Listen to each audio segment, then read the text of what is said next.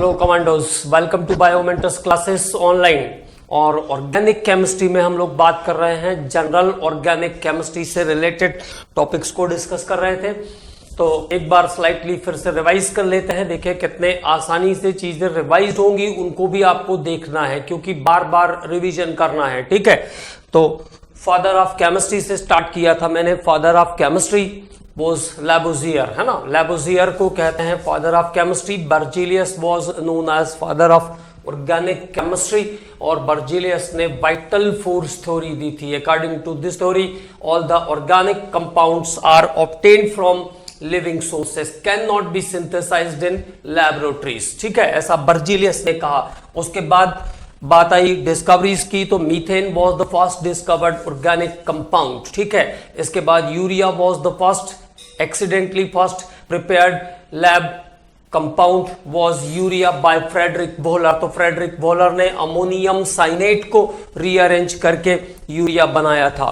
ठीक है, उसके बाद first lab prepared compound bye it's constituent, तो आंसर हो जाएगा एसिटिक एसिड। किसने बनाया था? कोल्वे ने। मीथेन को पहली बार किसने सिंथेसिस किया? बर्थलोट ने। मीथेन को पहली बार किसने सिंथेसिस किया? बर्थलोट ने सिंथेसिस किया था। ठीक है, इसके बाद carbon tetrahedral bond angle show करता है, तब बॉन्ड एंगल कितना? 109 डिग्री 28 मिनट का होता है। This was reported by the Le Bel and van 't Hoff. उसके बाद हम लोगों ने कुछ नॉर्मल कंपाउंड्स के बारे में बात किया था, जैसे सीएनजी, बायोगैस। इसका मेन सोर्स क्या है? मीथेन है। एलपीजी का मेन सोर्स क्या है? नॉर्मल ब्यूटेन है। एलपीजी में ऑर्डर के लिए हम मर्केप्टो कंपाउंड्स को यूज करते हैं, जिससे उसमें स्पेसिफिक ऑर्डर ओरिजिनेट होता है या स्पेसिफिक ऑर्डर प्रोड्यूस होता है मर्केप्टो कंपाउंड के एडिशन के कारण। पेट्रोल में दो चीजें नॉर्मल है, हेप्टेन और isooctane. Normal heptane is the impurity and isooctane is the purity. As same as in diesel, cetane और hexadecane is the main content of diesel, but it contains some alpha methyl naphthalene as impurities. उसमें alpha methyl naphthalene की impurity होती है। Then we are talking about the classification of organic compounds. तो organic compound दो type के हैं, open chain और closed chain. Open chain compounds में फिर दो टाइप है, सैचुरेटेड और unsaturated. In which only single bond is there, it is saturated. In which carbon-carbon double bond or triple bond is there, it is unsaturated. Saturated compound having one more branch, it is known as alkanes or paraffins. The term paraffin is like wax. Term paraffin किस बात को indicate करता है? कि ये wax के जैसे होते हैं। ठीक है, इसके बाद अनसैचुरेटेड कंपाउंड की दो ब्रांचेस हैं, एल्कीन्स और alkynes. CnH2n is the alkene, CnH2n minus 2 is the alkynes. Alkynes having triple bond, where alkenes having double bond. Alkenes are also known as olefins. Alkenes को हम olefins भी कहते हैं। ठीक है, क्योंकि ऑयल जैसा रहता है इसलिए olefins कहते हैं। ठीक है, आगे बात किया हम लोगों ने क्लोज चेन दो टाइप के होंगे, होमोसाइक्लिक और हेट्रोसाइक्लिक। होमोसाइक्लिक कंपाउंड फिर दो टाइप के होते हैं, that is aromatic and alicyclic. और हेट्रोसाइक्लिक कंपाउंड फिर दो टाइप के हैं, एक तो एरोमेटिक हेट्रोसाइक्लिक और एक alicyclic heterocyclic. Alicyclic heterocyclic compound, हालांकि मैंने ऐसा कहा था कि केवल हमको कॉमनली ध्यान रखना है कि ये ऐसे हैं, बाकी कोई क्लास यहाँ पे जरूरत नहीं है, लेकिन फिर भी ये एरोमेटिक और एलिसाइक्लिक दो टाइप के होते हैं, जिनमें कार्बन के साथ दूसरे एलिमेंट का एसोसिएशन होगा, वो हेट्रोसाइक्लिक कंपाउंड्स हैं। कार्बन के साथ साथ दूसरे एलिमेंट भी आएंगे तो वो हेट्रोसाइक्लिक। जो एरोमेटिसिटी को ओबे करेंगे वो एरोमेटिक, और जो नहीं ओबे करें, जो एलिसाइक्लिक जैसे होंगे लेकिन उनमें कार्बन के अलावा दूसरे एलिमेंट भी प्रेजेंट होंगे, उनको हम कहेंगे alicyclic aromatic, alicyclic heterocyclic compound, heterocyclic alicyclic compound, heterocyclic alicyclic compound, जिसमें हमने एग्जांपल दिया था आपको टेट्राहाइड्रोफ्यूरेन का। ठीक है, तो वो कंपाउंड जो है वो एलिसाइक्लिक हेट्रोसाइक्लिक के अंदर आता है। और अगर पाइरिडीन है, थायोफीन है, इसके बाद फ्यूरेन है, ये सभी कंपाउंड जो है उस कैटेगरी में आते हैं जो एरोमेटिक हेट्रोसाइक्लिक कंपाउंड्स हैं, एरोमेटिक हेट्रोसाइक्लिक कंपाउंड्स हैं। उसके बाद हम लोग अब बात कर रहे थे, इसके बाद एरोमेटिसिटी के बारे में।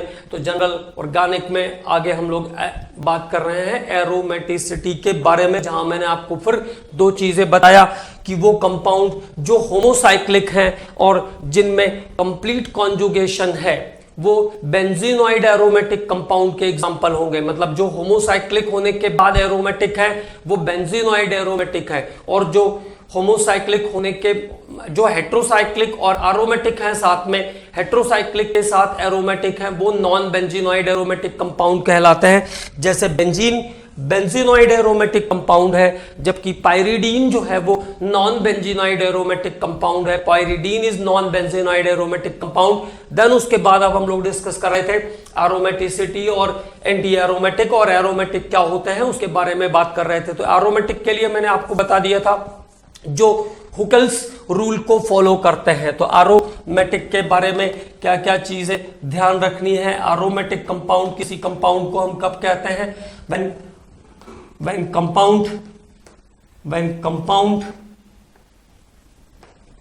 compound obey, जब कंपाउंड किन किन चीज को ओबे करता है। Number 1 4n+2 pi electron rule, 4n+2 pi electron rule को ओबे करता है, जिसको हम कहते हैं हुकेल्स रूल। ठीक है, और नंबर ऑफ रिंग्स, यहां पे नंबर ऑफ रिंग्स जो होंगे वो may be number of rings में भी 0 1 2 3 4 ऐसे हो सकते हैं नंबर ऑफ रिंग्स, जहां पे एक रिंग होने के लिए कम से कम 6 पाई इलेक्ट्रॉन की जरूरत पड़ेगी। तो नंबर ऑफ रिंग्स आर 0 1 2 3 4। इसके बाद 1 sp2 hybridization 120 planar, sp2 hybridization 120 planar की कंडीशन को जो सेटिस्फाई करता हो, और उसके बाद वो कॉन्जुगेटेड भी हो, कॉन्जुगेटेड बाय बॉन्ड और बाय इलेक्ट्रॉन, बाय बॉन्ड्स और बाय पाई इलेक्ट्रॉन। जो पाई इलेक्ट्रॉन को कॉन्जुगेट करता हो या अपने बॉन्ड को कॉन्जुगेट कर लेता है, उस कंपाउंड को हम क्या कहते हैं, एरोमेटिक कंपाउंड कहते हैं। और इसी के बारे में हम लोग अभी तक बात कर रहे थे। हमने आपको दो कंपाउंड्स के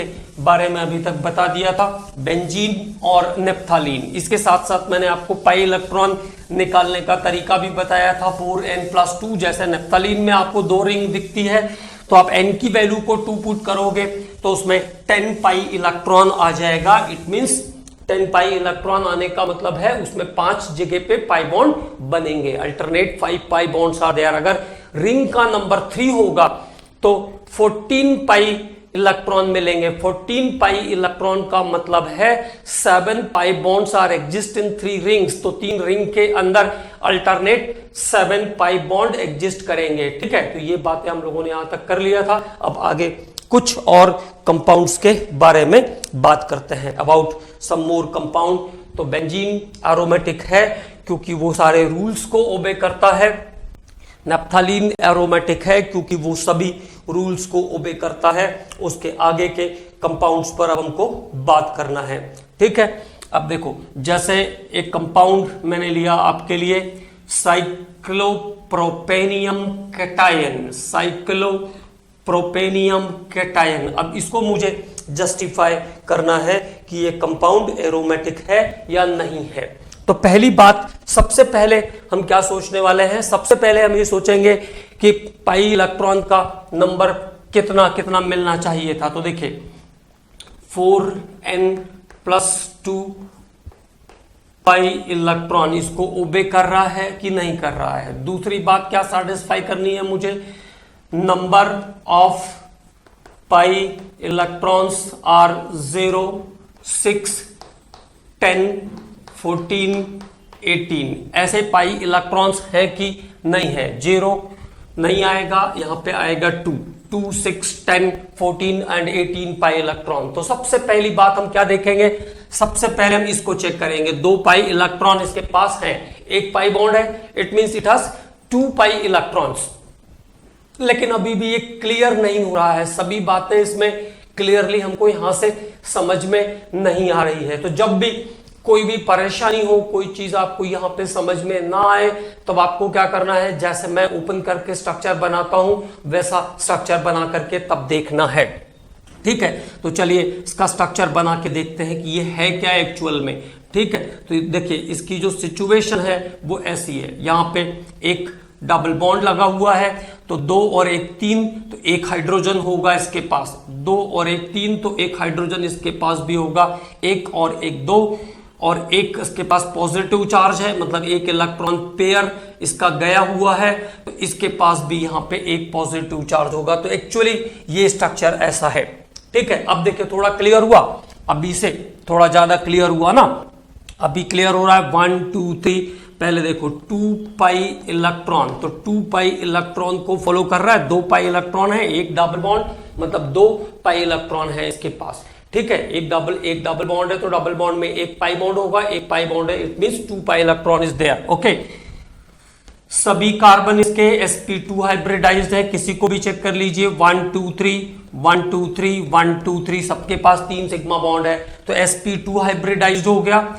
120 डिग्री और प्लेनर नेचुरली हो जाएगा अगर sp2 हाइब्रिडाइज्ड है तो।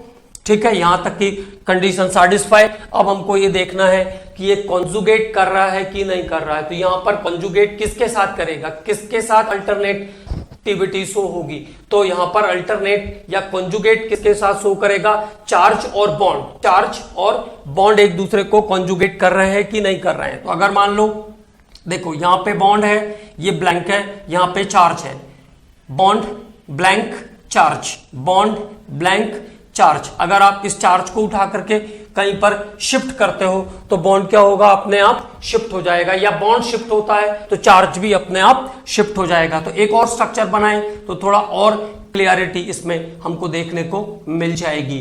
ठीक है, तो देखिए एक अगला स्ट्रक्चर जो मैंने बनाया, वहां पे मैंने क्या किया, चार्ज को इधर शिफ्ट कर लिया, तो चार्ज को इधर शिफ्ट कर लिया तो एक हाइड्रोजन आ जाएगा, बॉन्ड्स का इधर शिफ्ट होगा तभी तो चार्ज इधर आएगा, तो ये हाइड्रोजन आ गया, ये हाइड्रोजन आ गया, और देखिए यहां पे ये चार्ज आ गया। फिर से देखिए bond blank charge, bond blank और चार्ज, मतलब चार्ज और बॉन्ड एक दूसरे को कॉन्जुगेट कर रहे हैं, चार्ज और बॉन्ड एक दूसरे को कॉन्जुगेट कर रहे हैं परफेक्टली। ठीक है, तो charge and bond is conjugated, charge and bond is conjugated, it means ये कंपाउंड कैसा है, कॉन्जुगेटेड भी है, कॉन्जुगेटेड भी है, it means it is aromatic, it means it is aromatic. तो फाइनली ये डिसाइड हो गया कि ये कंपाउंड एरोमेटिक है। ठीक है, तो सबसे पहला क्राइटेरिया हम यहां से सेटिस्फाई करना शुरू करते हैं कि अगर 2 6 10 14 18 ऐसे पाई इलेक्ट्रॉन मिल रहे हैं तो उस कंपाउंड के बारे में हम सोचेंगे कि वो एरोमेटिक हो सकता है। जैसे 4 पाई इलेक्ट्रॉन होते, या 5 पाई इलेक्ट्रॉन होते, 8 पाई इलेक्ट्रॉन होते, 9 पाई इलेक्ट्रॉन होते, 7 पाई इलेक्ट्रॉन होते, तो हम ऑलरेडी इसको काउंटिंग में नहीं लेते। ठीक है, क्योंकि वो उस चीज को सेटिस्फाई नहीं कर रहे हैं, एरोमेटिसिटी की क्राइटेरिया, इनिशियल क्राइटेरिया को ही सेटिस्फाई नहीं कर रहा है। ठीक है, क्योंकि इसमें मैंने आपको बताया कि ये बहुत कंफ्यूजिंग टाइप का होता है, अभी देखने पे भले ही वो आसान लग रहा है लेकिन बहुत कंफ्यूजिंग टाइप का होता है, इसलिए परफेक्टली सभी चीजों को ध्यान में रखना है। अब इसके बाद देखो कुल 2 पाई इलेक्ट्रॉन आपको मिले थे, टोटल पाई इलेक्ट्रॉन कितने हैं इसमें, 2 पाई इलेक्ट्रॉन है, तो क्या हो जाएगा 4n+2 equal to 2 pi electron. ठीक है, तो 4n इक्वल टू कितना हो जाएगा, 2 - 2 कर दोगे तो कितना आ जाएगा, 0 आ जाएगा, तो n का नंबर कितना आ गया, 0 आ जाएगा। ठीक है, इसका मतलब 0 रिंग है इसमें, और इसके साथ साथ ये किस चीज को सेटिस्फाई कर रहा है, एरोमेटिसिटी के सारे क्राइटेरिया को, सभी क्राइटेरिया को सेटिस्फाई कर रहा है, it means this compound is aromatic. और इसी टाइप के कुछ स्ट्रक्चर्स पर मैंने आपको कहा था कि इस पर आपको थोड़ा सा काम करना है, प्रीवियस ईयर में जो भी क्वेश्चन इस पे आया हो एरोमेटिसिटी पर, उसको आपको सॉल्व करना है। अगर आप सॉल्व कर देंगे तो आपको एकदम से ये बात क्लियर हो जाएगी कि ये कैसे हुआ। अगले स्ट्रक्चर की बात करते हैं, तो देखो अगला स्ट्रक्चर जो मैंने आपके लिए लिया है वो है ऐसा। अब देखो फिर से, ठीक है तो देखिए 6 पाई इलेक्ट्रॉन है इसके पास, 2 2 4 और ये 2 6 पाई इलेक्ट्रॉन है। ठीक, और यहां पे बॉन्ड है, यहां पे ब्लैंक है, यहां पे लोन पेयर है, फिर ब्लैंक है, फिर बॉन्ड है, मतलब ये कॉन्जुगेटेड भी है। तो 6 पाई इलेक्ट्रॉन, sp2 प्लेनर और कॉन्जुगेटेड। कॉन्जुगेटेड। और अगर कॉन्जुगेट कर रहा है, क्योंकि लोन पेयर इलेक्ट्रॉन है, तो अगर बॉन्ड्स नहीं है तीनों तो लोन पेयर होगा तो वो भी कॉन्जुगेट करेगा। ठीक है, तो this compound is finally decided as aromatic compound. तो ये कंपाउंड कैसा होगा? एरोमेटिक कंपाउंड होगा। This compound is finally decided as aromatic compound. ठीक है, अब इसके बाद और कुछ स्ट्रक्चर्स के बारे में बात करते हैं। सम मोर स्ट्रक्चर इज देयर। तो अगर हम पाइरिडीन की बात करें, C5H5N, तो पाइरिडीन में जो सिचुएशन बनेगी वो ऐसी है। तो यहां पे ऑलरेडी 3 जगह पे डबल बॉन्ड है, तो पाइरिडीन भी सभी पॉइंट्स को सेटिस्फाई कर रहा है। हालांकि नाइट्रोजन के पास एक लोन पेयर रहता है इसमें, लेकिन अगर अल्टरनेट डबल बॉन्ड प्रेजेंट है तो ये कॉन्जुगेट नहीं करेगा, मतलब अब इसको इंक्लूड करने की हमें जरूरत नहीं है। इट इज नॉट कॉन्जुगेटेड क्योंकि अल्टरनेट डबल बॉन्ड उसमें ऑलरेडी प्रेजेंट है। तो 6 पाई इलेक्ट्रॉन ही इसमें काउंट होंगे, 6 पाई इलेक्ट्रॉन ही काउंट होंगे। ध्यान रखेंगे यहां पे लोन पेयर कॉन्जुगेट नहीं करेगा। अगर बॉन्ड नहीं रहता एक जगह पे तो लोन पेयर कॉन्जुगेट करता, लेकिन अगर बॉन्ड है तीनों जगह पे तो लोन पेयर कॉन्जुगेट नहीं करेगा। तो पाइरिडीन इज एरोमेटिक। पाइरिडीन कैसा हो गया? एरोमेटिक हो गया। तो ये कुछ इंपॉर्टेंट बातें भी हैं जिनको हमको ध्यान में रखना है। अब देखो फ्यूरेन की बात करें अगर हम, तो फ्यूरेन में क्या होगा? There is the structure of furan. Oxygen के पास 2 लोन पेयर है, जरूरत के हिसाब से एक लोन पेयर कॉन्जुगेट करेगा और एक कॉन्जुगेट नहीं करेगा। तो कुल जो पाई इलेक्ट्रॉन इसमें कंसीड होंगे वो 6 पाई इलेक्ट्रॉन ही कंसीड होंगे। ठीक है, क्योंकि एक ही लोन पेयर कॉन्जुगेट करता है, 1 lone pair is conjugate there. Okay, तो जो pi electron is the pi electron or only 1 lone pair electron is conjugate with bonds। ठीक है, तो 1 अगर सल्फर भी होगा, थायोफीन का स्ट्रक्चर होगा तो वो भी एरोमेटिक होगा, फ्यूरेन भी एरोमेटिक होगा। ठीक है, क्योंकि प्रैक्टिकली यहां पर एक पाई इलेक्ट्रॉन जो है वो कॉन्जुगेट करता है स्ट्रक्चर के अंदर। ठीक है, तो ये कुछ बातें जिनको आपको एरोमेटिक कंपाउंड्स को डिसाइड करते समय ध्यान में रखना है। ठीक है, अब उसके बाद बात करते हैं हम अगले स्ट्रक्चर पर। तो नेक्स्ट स्ट्रक्चर हमारा है एरोमेटिक के बाद एंटी एरोमेटिक। एंटी एरोमेटिक, तो एरोमेटिसिटी को डिसाइड करने का सबसे सिंपल तरीका यह है कि आप उस बात को याद रखिए, how many pi electrons are there? 2, 6, 10, 14 and 18 pi electrons are there. तब आप उस पर काम करना शुरू करेंगे। पहले आप सेटिस्फाई कर लीजिए कि 2 पाई इलेक्ट्रॉन, 6, 10, 14 ऐसे पाई इलेक्ट्रॉन्स हैं, तो फिर वहां से काम करना उस पर शुरू करेंगे। ठीक है, अब बात कर रहे हैं हम लोग एरोमेटिक कंपाउंड के बारे में। According to Huckel's rule, according to Huckel's rule, Huckel's rule के according to Huckel's rule, a compound is said to be anti-aromatic। किसी कंपाउंड को हम एंटी एरोमेटिक कब कह सकते हैं? Number 1, compound should be cyclic. Compound should be cyclic. Compound कैसा होना चाहिए? चक्रीय होना चाहिए। Compound should be cyclic. Number 2, compound should be planar. Compound should be planar. Compound should be planar. Compound कैसा होना चाहिए? समतल होना चाहिए, प्लेनर होना चाहिए, मतलब बॉन्ड एंगल 120 डिग्री का एग्जैक्टली होना चाहिए। Compound should be planar. Compound should be conjugated. Compound should be conjugated। Compound should be conjugated. Compound should be conjugated, है ना। चाहे वो लोन पेयर से पूरा कंप्लीट करे कॉन्जुगेशन, चाहे बॉन्ड से कॉन्जुगेट करे, लेकिन कंपाउंड को कॉन्जुगेटेड होना चाहिए। ठीक है, compound should be conjugated.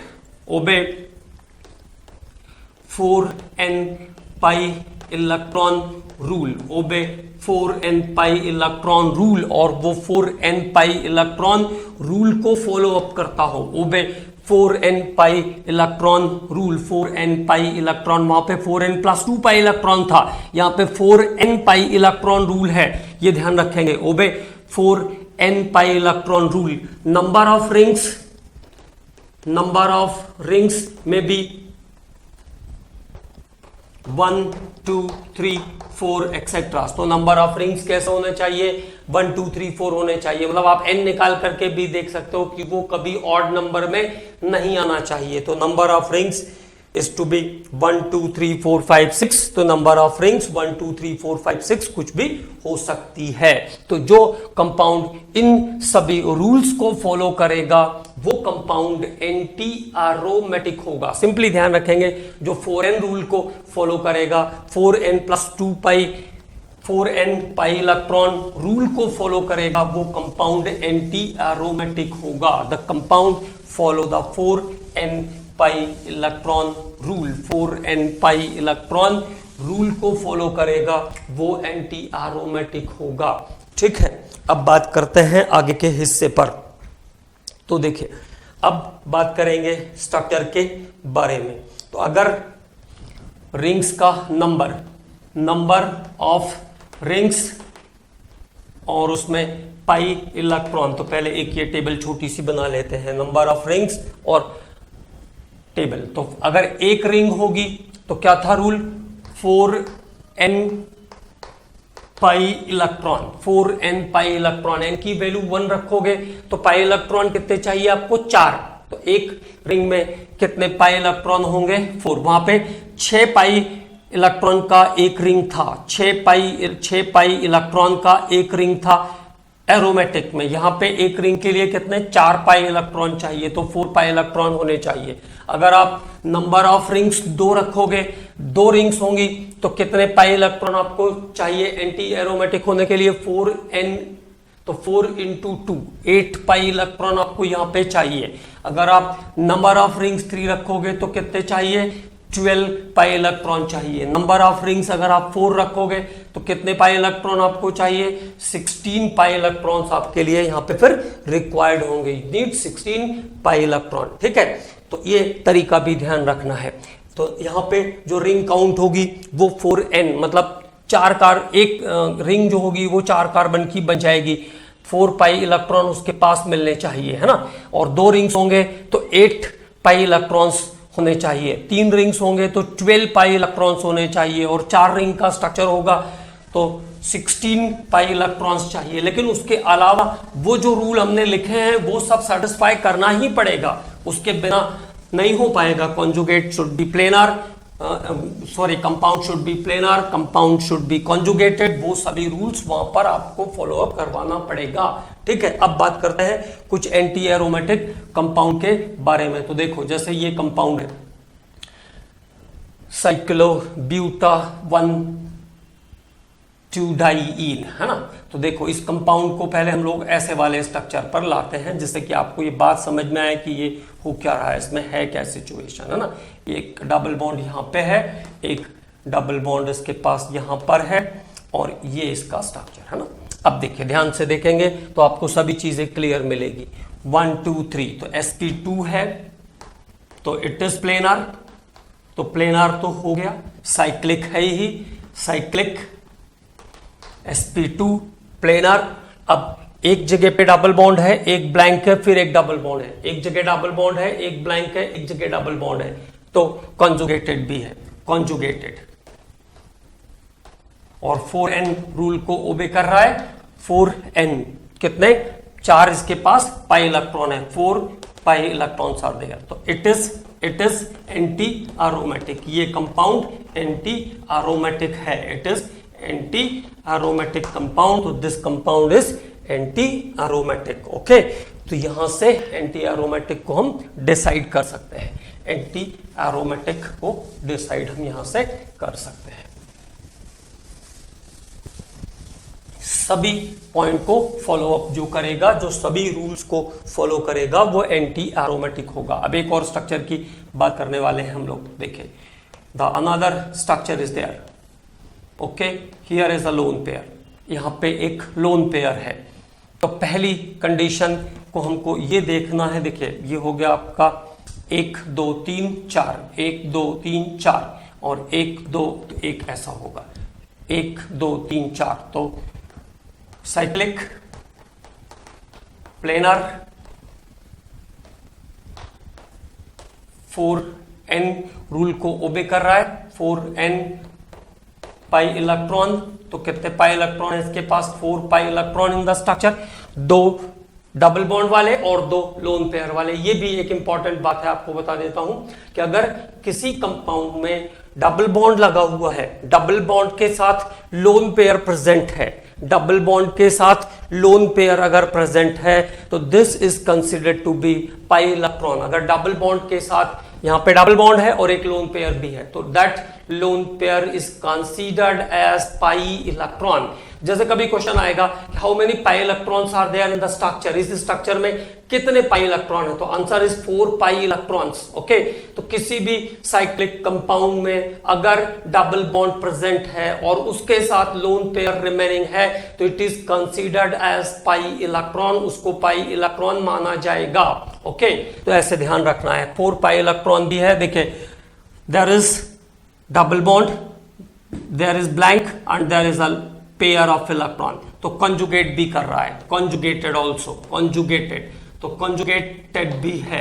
It means it is aromatic, it is anti aromatic, it is anti aromatic. तो ये एंटी एरोमेटिक है, it is anti aromatic. Okay, clear now? तो ये कंपाउंड एंटी एरोमेटिक है। साइक्लोप्रोपेनियम एनायन बोलते हैं इसको, cyclopropenium anion is anti aromatic compound, ये भी कंपाउंड एंटी एरोमेटिक है। ठीक है, अब उसके बाद आगे बात करते हैं और कंपाउंड की बात करते हैं। देखो साइक्लोपेंटेनियम के बारे में हमने बात किया था, वहां पे वो जब 1 पाई इलेक्ट्रॉन था तो टोटल 6 पाई इलेक्ट्रॉन हो गए थे उसके पास, तो वो एरोमेटिक था। अगर यहां पे लोन पेयर रख देंगे तो एरोमेटिक हो जाएगा। अब देखिए 4 पाई इलेक्ट्रॉन्स, बाकी सबको फॉलो कर रहा है वो तो आपको क्लियर ही हो रहा है। 4 पाई इलेक्ट्रॉन है इसके पास, 4 पाई इलेक्ट्रॉन इज देयर, तो bond blank charge, blank bond, it means conjugated भी है। 4 pi electron is there, conjugated, बाकी सभी रूल्स को भी फॉलो कर रहा है। तो this compound is anti aromatic, ये कंपाउंड एंटी एरोमेटिक की कैटेगरी में आ जाएगा। This compound is anti aromatic, this compound is anti aromatic. ठीक है, अब एक केवल एक्सेप्शन यहां पे आपको ध्यान में रखना है। One important exception is there, तो one very important exception is there, एक एक्सेप्शनल केस के बारे में हम बात करेंगे। ठीक है, और पहले उसके स्ट्रक्चर की बात कर लें, तब उसके बाद उसके बारे में हम लोग बात करना शुरू करते हैं। One important structure is there,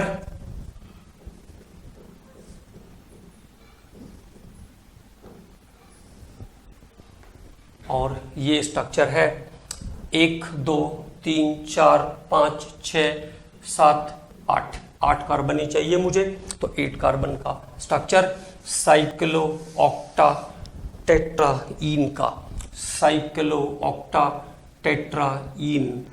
देखिए फिर से काउंट कर लेते हैं, 1 2 3 4 5 6 7 8, cyclooctatetraene, cyclooctatetraene.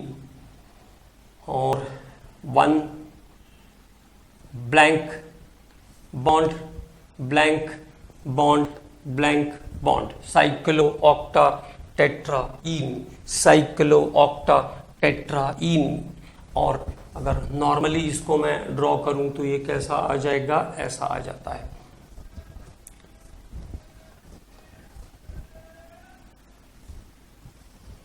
Cyclo octa tetraene, है ना, cyclooctatetraene. 1 2 3 4 5 6 7 8, cyclooctatetraene. कितने? 8 पाई इलेक्ट्रॉन्स आते हैं। और अगर आप देख रहे हैं तो ये कॉन्जुगेट भी कर रहा है, 1 टू 1 ब्लैंक 2 ब्लैंक, तो कंजुगेट भी कर रहा है, लेकिन ये कंपाउंड जो है वो एरोमेटिक या एंटी एरोमेटिक नहीं है। This compound is not aromatic, उसका तो सवाल ही नहीं था, नॉट एरोमेटिक और एंटी एरोमेटिक। तो ये एक एक्सेप्शनल प्रॉब्लम है, इसको एक्सेप्शनल प्रॉब्लम को अलग से ध्यान रखना है। नॉट एरोमेटिक और एंटी एरोमेटिक, ये कंपाउंड एरोमेटिक या एंटी एरोमेटिक कंपाउंड नहीं है। रूल तो ओबे कर रहा है, फिर क्यों नहीं है एंटी एरोमेटिक और aromatic? Okay, because its structure is not planar, ये planar नहीं है। its structure is not planar, मतलब IUPAC भी अपने हिसाब से जो एसोसिएशन है वो अपने हिसाब से भी चीजों को डिसाइड करके देगा, है ना। ये स्ट्रक्चर प्लेनर नहीं है, इसलिए ये एरोमेटिक नहीं है। ठीक, हमें तो नंबर चाहिए ही चाहिए, है ना। तो ये बात ध्यान रखनी पड़ेगी कि ये एरोमेटिक भी नहीं है and it is not aromatic. Aromatic होने का तो चांस ही नहीं है, क्योंकि 2, 6, 10, 14 पाई इलेक्ट्रॉन की कैटेगरी में आता ही नहीं है, तो हम एरोमेटिक पे तो बात ही नहीं करेंगे। एंटी एरोमेटिक तो ये दिख ही रहा है, लेकिन फिर भी इसको एंटी एरोमेटिक की कैटेगरी में नहीं रखा है, क्योंकि इसका स्ट्रक्चर प्लेनर नहीं है। It is a tub shape structure, tub के जैसा स्ट्रक्चर है इसका, टब शेप स्ट्रक्चर। ठीक है, तो ये एक बहुत इंपॉर्टेंट पॉइंट है, इसको आपको लिखना है और ऐसा इसको ब्लॉक के अंदर बंद करके रखना है। ओके, तो this compound cyclooctatetraene is not aromatic और एंटी एरोमेटिक। एंटी एरोमेटिक के ये सारे रूल्स को फॉलो कर रहा है, लेकिन एक रूल इसने फॉलो नहीं किया, इसका स्ट्रक्चर प्लेनर नहीं है। Its structure is not planar, so this compound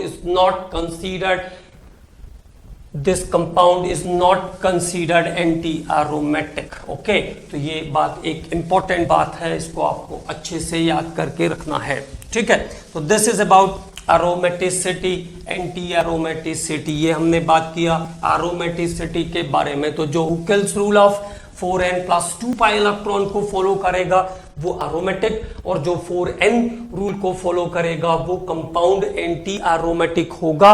उसके अलावा भी सभी कंडीशन को उसको सैटिस्फाई करना ही पड़ेगा। ठीक है, तो this is about aromaticity and anti aromaticity. अब एक बार फिर से थोड़ी सी बात कर लेते हैं हम हाइब्रिडाइजेशन इफेक्ट के बारे में।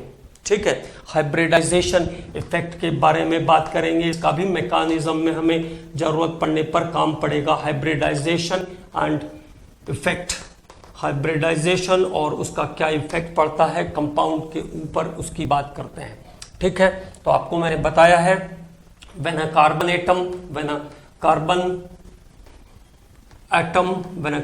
atom form 4 sigma bond, जब कोई कार्बन 4 सिग्मा बॉन्ड बनाता है, when a carbon atom form 4 sigma bond, it is sp3 hybridized, it is sp3 hybridized। 3 sigma bond पे sp2 और 2 सिग्मा बॉन्ड पे sp हाइब्रिडाइज्ड होगा, और 2 सिग्मा बॉन्ड फॉर्म कर रहा है तो वो कंपाउंड कैसा होगा, sp2 हाइब्रिडाइज्ड होगा। ठीक है, तो 4 कार्बन वाला sp3, जैसे अगर फॉर एग्जांपल मैं बात करूं तो मीथेन, 4 कार्बन एटम है इसके पास, हाइब्रिडाइजेशन कैसा है, sp3।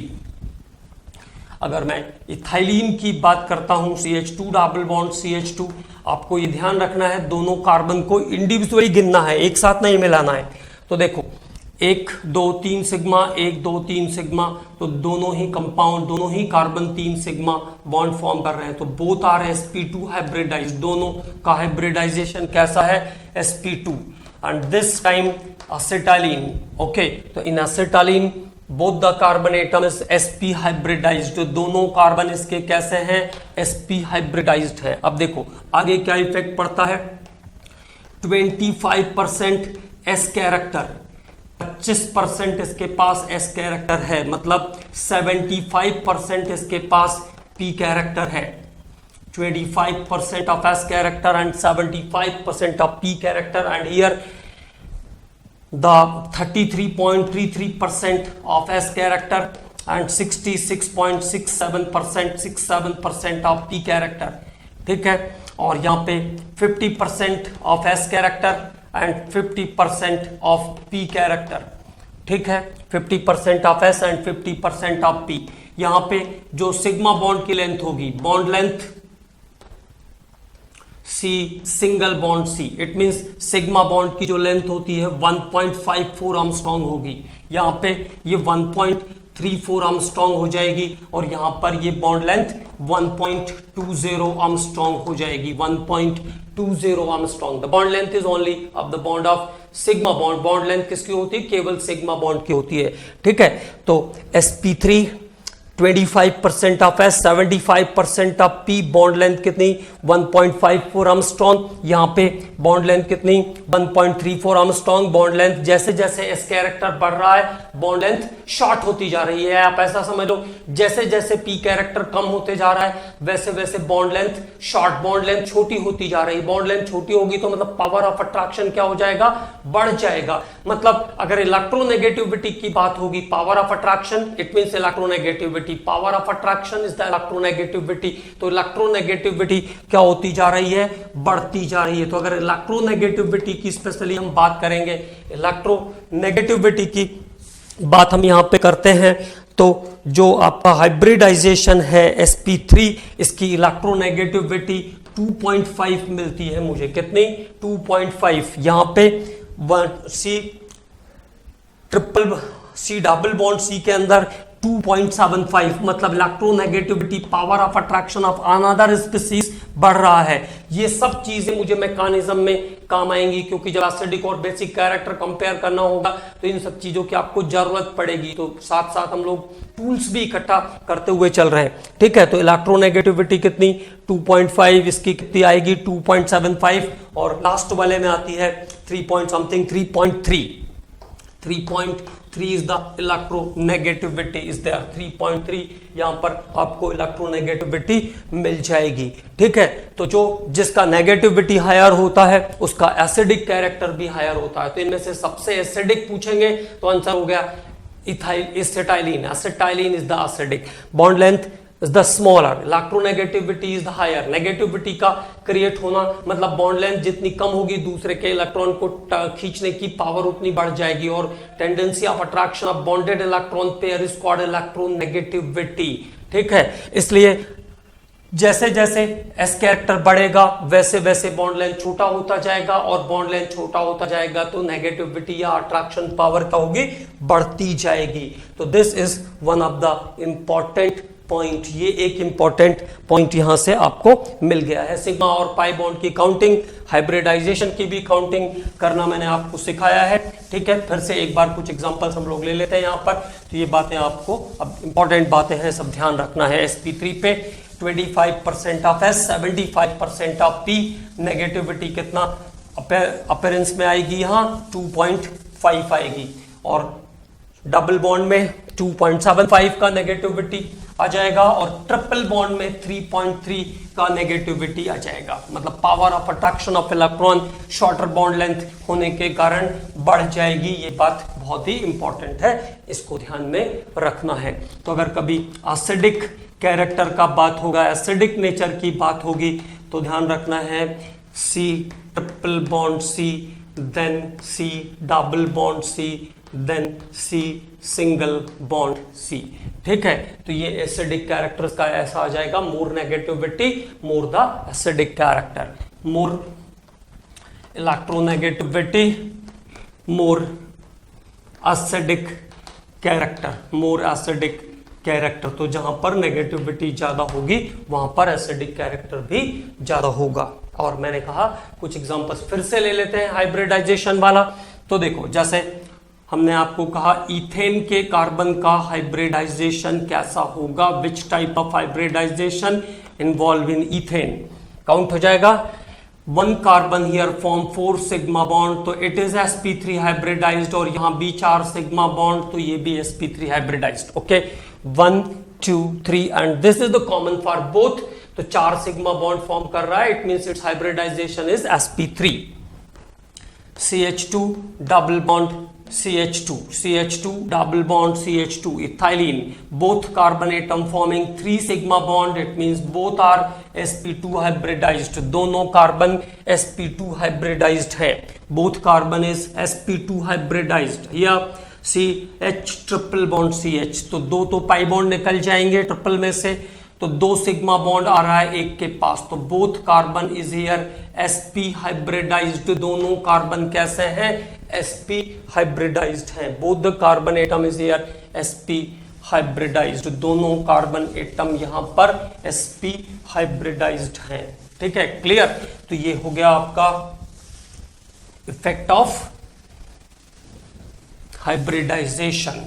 तो हाइब्रिडाइजेशन के इफेक्ट के कारण इलेक्ट्रोनेगेटिविटी बढ़ेगी, जैसे sp sp2, तो जैसे जैसे s कैरेक्टर बढ़ता जाएगा नेगेटिविटी बढ़ती जाएगी, एसिडिक नेचर बढ़ता जाएगा, रिएक्टिविटी भी बढ़ती जाती है, क्योंकि ट्रिपल बॉन्ड वाले कंपाउंड जो होते हैं वो हाईली रिएक्टिव होते हैं। अब जैसे मैंने कहा बेंजीन का हाइब्रिडाइजेशन चाहिए मुझे, तो बेंजीन कैसा हो जाएगा C6H6, ये स्ट्रक्चर है बेंजीन का, तो किसी भी कार्बन का हाइब्रिडाइजेशन आप चेक कर सकते हो।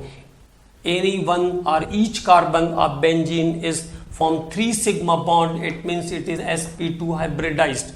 इसके बाद अब अगर कोई नया स्ट्रक्चर आता है तो वो स्ट्रक्चर हमें पता होना चाहिए, अभी हम यूपीएससी पे पहुंचे नहीं है, लेकिन फिर भी जैसे हमने कहा, आपको एक इंपॉर्टेंट एग्जांपल बताया था मैंने, विनाइल एसिटालीन, तो CH2 double bond CH is called vinyl acetylene, CH triple bond CH, इसके कार्बन का हाइब्रिडाइजेशन चेक करते हैं A, B, C और D, इस तरीके से क्वेश्चन मिलता है आपको।